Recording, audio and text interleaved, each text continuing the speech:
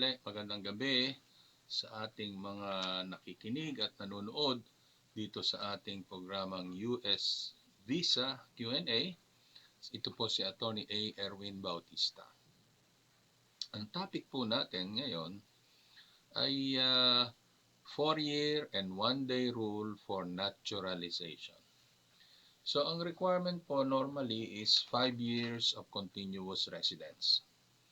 Ngayon, kailangan wala kayong alis sa Amerika na more than 6 months and less than 1 year para kayo makapag-preserve ng inyong continuous residence na 5 years, and you must have at least 2.5 years of physical presence in the US. So ngayon, kung kayo ay nagkaroon ng paglisan sa Amerika ng more than 6 months at less than 1 year, pwede pa rin kayo mag-file doon sa ika-5th year, kaya lang, kailangan i-rebut ninyo yung presumption na kayo ay baka na-disrupt yung inyong continuous residence. So, yan po ay nare-rebut sa pamamagitan ng mga ebidensya.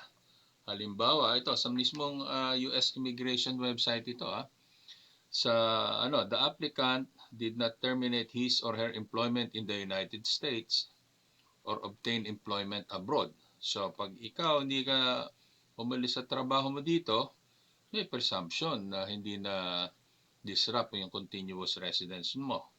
Or yung applicant's immediate family members remained in the United States.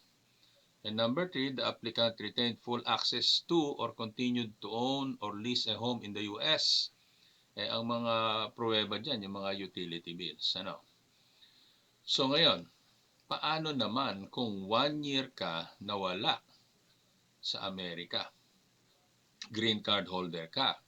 So let's say umalis ka ng January 1,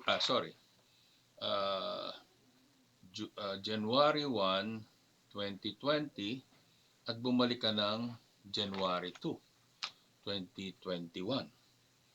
So ngayon, under the 4-year rule and 4-year and 1-day rule, pwede ka mag-apply ng naturalization ng around January 3,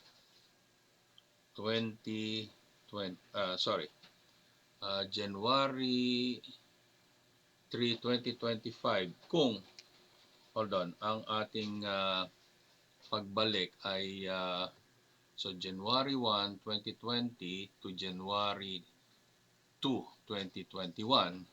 So makakapag-apply ka ano nga ba yung 4 years and 1 day nito? So 4 years mo is 2024 January 3. Okay. So January 3, 2024 ay 4 years and 1 day na. Kaya lang, iba naman ngayon ang i-rebut mo na presumption. Ang presumption na i-rebut mo ay yung abandonment. So, kailangan ay hindi mo inabandon yung iyong residency sa US. So, ano ang ebidensya mo pa rin na hindi mo inabandon? So, kailangan nagpapile ka ng income tax return. So, maganda yung katulad nung sinabi natin kanina na 3 ebidensya, may trabaho ka, hindi ka umalis, hindi ka nagtrabaho sa abroad, tapos nanatili rito sa Amerika yung iyong mga immediate family members, meaning parent, spouse, or children. At saka meron kang access sa or continued lease agreement doon sa iyong apartment, or meron kang bahay na tinitiran din sa Amerika. So, tapos samahan mo pa yan ng income tax return for the last 5 years. Kasi nakalagay dyan sa income tax return yung residence mo at saka kung anong ginamit mo na form. Kasi merong income tax return for non-residents. Pag yun ang ginamit mo, ang presumption ay talagang hindi ka residente. So that is why when you file your taxes, use the regular form, Form 1040. Walang not non-resident, yung NR. Okay? So ngayon, pagka na-rebut mo yung presumption na yun, that's all you need. 4 years and 1 day after your return. Ngayon, kung ayaw mo namang i-risk yan, ang gawin mo na lang, mag-file ka ng July 4, July 3 or July 4, 2025, para nang nun, less than 6 months yung pag-alis mo or pagbalik mo. Sorry, yung lumabas ka ng Amerika ay less than 6 months na lang.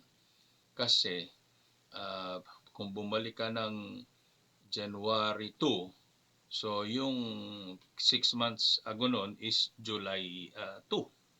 So therefore, kung magpapile ka ng July 3 or July 4, then less than 6 months na lang yung yung outside of the US.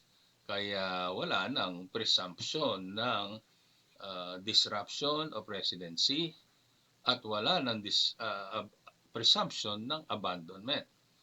So yung 4 years and 1 day rule, mag-apply kayo kung sigurado kayo na matibay yung inyong ebidensya na magpapatunay na hindi ninyo inabandon yung inyong residency kasi na-absent kayo ng 1 year. Ngayon, doon naman sa less than 1 year but over 6 months, kailangan din maribat ninyo yung presumption of disruption of continuous residence. So, in short, para makasigurado na hindi masasayang yung filing fee ninyo, mag-file na lang kayo ng under the 5-year continuous residence at least less than 6 months from the last time na umalis kayo at nakabalik kayo para nang noon ma-re-establish yung 5-year continuous residence. So, ano ibig sabihin nun? So, example natin, umalis kayo ng January 1, 2020, tapos bumalik kayo ng January 2, 2021. So, ang pinakamaganda niyan, under the 5-year continuous residence, by July 3 of 2025, na-rebut mo na yung presumption ng 6 months or over na outside ka sa US. So, wala nang disruption yon kasi pag nag-file ka ng July 3, less than 6 months na lang yung paglabas mo sa US. Nakabalik ka na.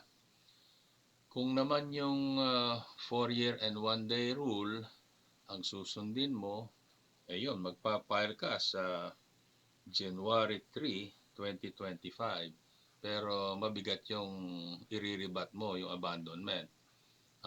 So, pinakamaganda, file ka na lang ng July 3, 2025 para meron kang 4 years, 6 months, and 1 day or 2 days. So, less than 6 months yung outside mo sa US.